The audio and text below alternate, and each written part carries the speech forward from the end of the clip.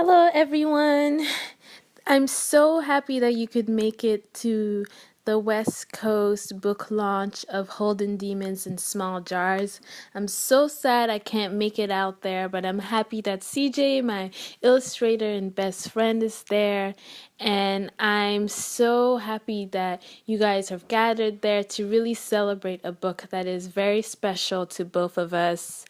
Holding Demons in Small Jars was a novel I actually started about 3 years ago.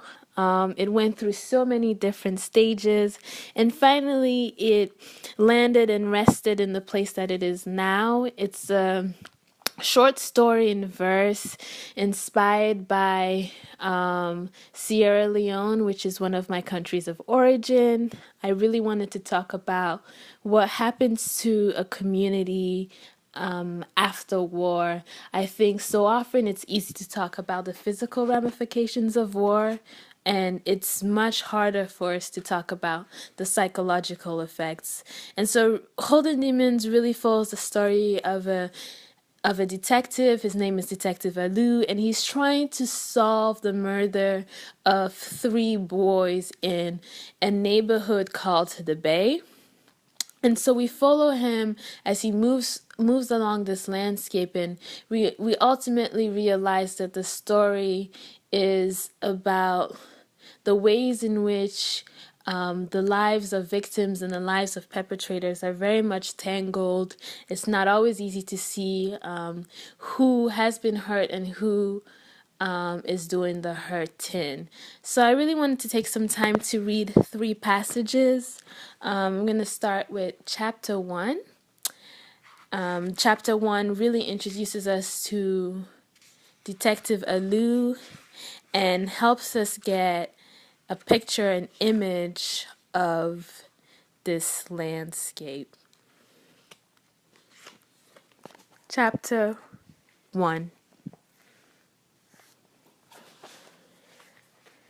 Detective Alu cursed the suicidal Okada driver, threw vibrant insults at the man to no avail.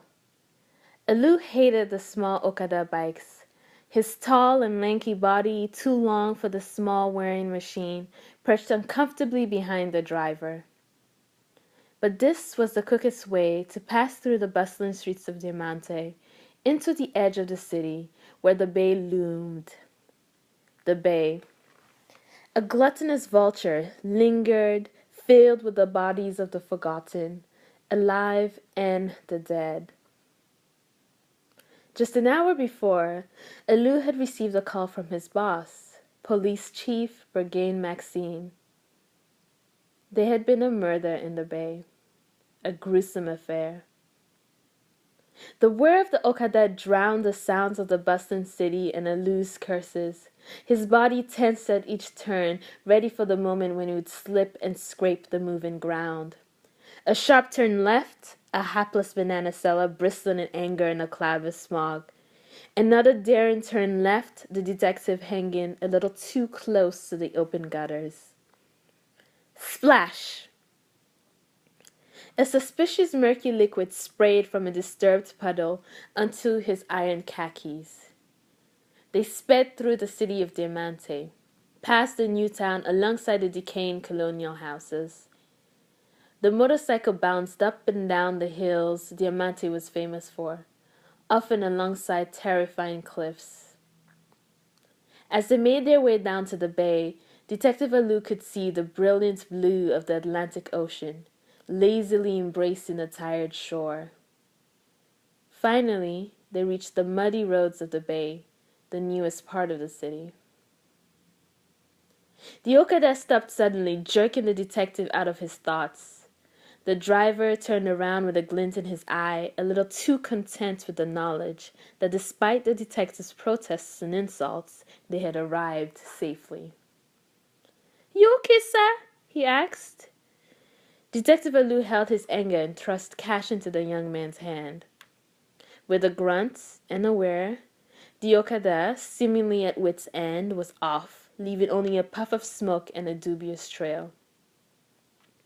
Detective Alu's dark face was covered with a thin layer of sweat that did nothing to veil his anger. He gazed around him. The late morning graced his cheek with a soft breeze, as the sun shone quietly, not yet beating down on the poor residents of Diamante. Though the crime scene was still a street away, Alu could feel the weight of it, the heaviness, the kind that came before a Diamante rainfall, the kind that betrayed an otherwise normal day in Diamante. Today the air was tinged with the memory of lost lives. To his right, a group of women sat, trading swears and compliments on the side of the street. Their market stands burst with the weight of their fruits and vegetables, an explosion of greens, reds, and yellows. As he ambled closer, they cooed at him in tones different from the sharp insults they had spoken among themselves. A young woman, more forceful than the others, made the move toward him, bouncing mangoes in a tray. He noticed that her left arm ended abruptly at her elbow. It moved the air, a broken promise, jagged and final in its end. It was the sort of scar the troubles had left. She noticed his eyes hovering at the missing limb and shifted her weight, sheltering her arm from his gaze. She instead drew his attention back to the tray of fruit she balanced with one hand. "You want sweet mango?" she said, in a voice too sultry for a woman selling mangoes. He noticed the way in which she jutted her hips toward him and the sliver of skin peeking from her hastily wrapped lapa. He guessed at what she might really be selling. He grabbed a mango and slipped her some coins, leaving her with hips thrusting and lips pouting. He heard the other women suck their teeth in despair. They had missed the sale. As he walked away, he heard their chatter begin anew. Now their insults were directed at the one-armed girl with the sultry voice.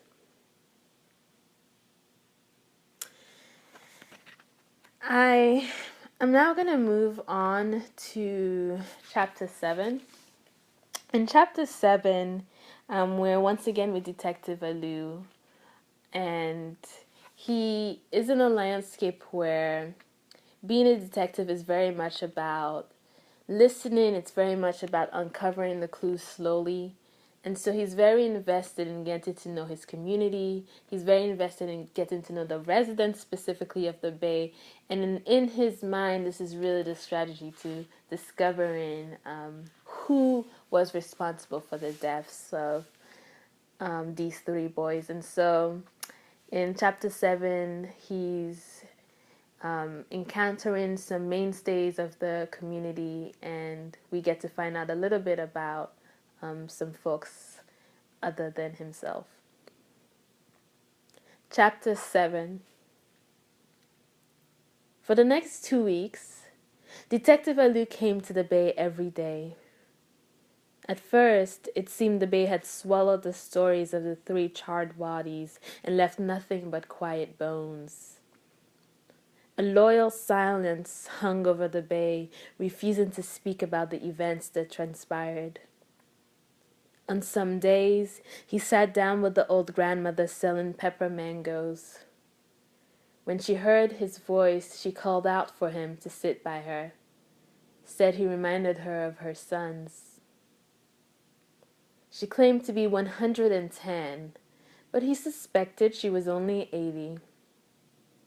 People in the days of her birth often used a major climate event to mark the year. With memory, the age of people often got muddled. She had been born the day after a great flood had swept through her village. As the river had swelled, her mother had begun going into labor. She had been born with feet wet, she told him. The river had birthed her.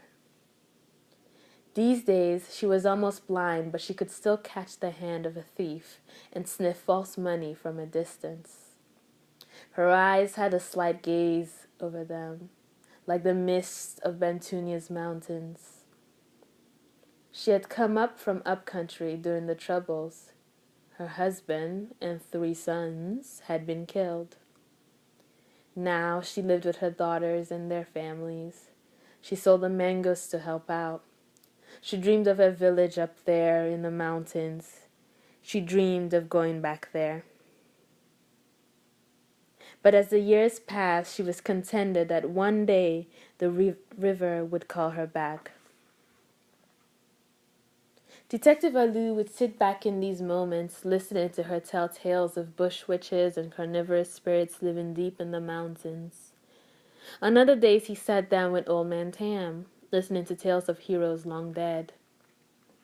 Tam had been a child when the British left.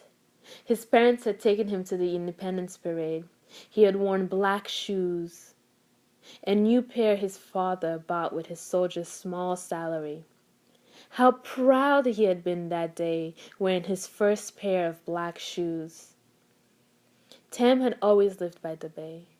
His family had been here long before the Troubles. Now the bay was filled with the people from upcountry. Even when the Troubles ended, none of the people returned to their homes. Instead, the community gripping the bay simply grew, feeding itself. On occasion, Detective Alu walked with the sultry-voiced mango seller he now knew as Elise. When they took her arm, she hadn't cried out. That is all she remembered.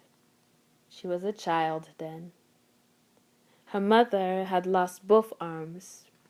Her mother stayed home, and Elise went out to sell. He never asked about the men at night, and she never spoke of it. On this particular day, he simply watched a group of young boys playing football with an old metal can, transforming it with every kick into the contours of a ball. They had all been born after the Troubles, but he wondered to himself, if they too carried the weight of the Troubles they had never known.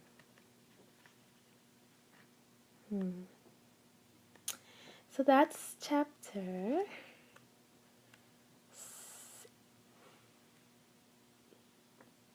And it's a really special chapter. And I think the next chapter I want to read is one of the shortest chapters actually in the book, and it's really captures, I think, the trauma of war and what it means for a country to go through war, and what you really should be thinking about when you're asking a community, a land, and its people to heal.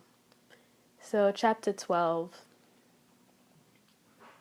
When the Troubles ended, the people of Diamante had reached out for the normalcy they no longer knew. Mothers who had buried daughters, sons who had killed fathers, reached out for a normalcy they had long forgotten. But the Troubles had buried its demons within their hearts. They twisted themselves in each person's gut, springing out on occasion from the bellies of despair. Those who had enacted revenge on the boys were as nameless and shapeless as the charred bodies that had stared up at Alu. See, somewhere, somehow, something had broken, and none of them knew how to fix it.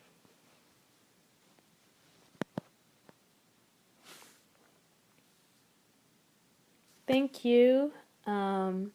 Those were 3 chapters in Holding Demons in Small Jars. Again, just a taste. I hope that you buy the book. I hope that you enjoy this book. This book was really a pleasure to write. It was really a joy to work with CJ to illustrate it. It was a very heavy book for me, and it was very important for me to work with her to really help lighten some of this load through her illustrations. I think that it's something that we're really proud of. And I hope that, once again, you guys really do enjoy it. I wish I was there. I hope that these excerpts from the book drew you in and make you want to know more and definitely read more. And have an absolutely wonderful and lovely night. Thank you.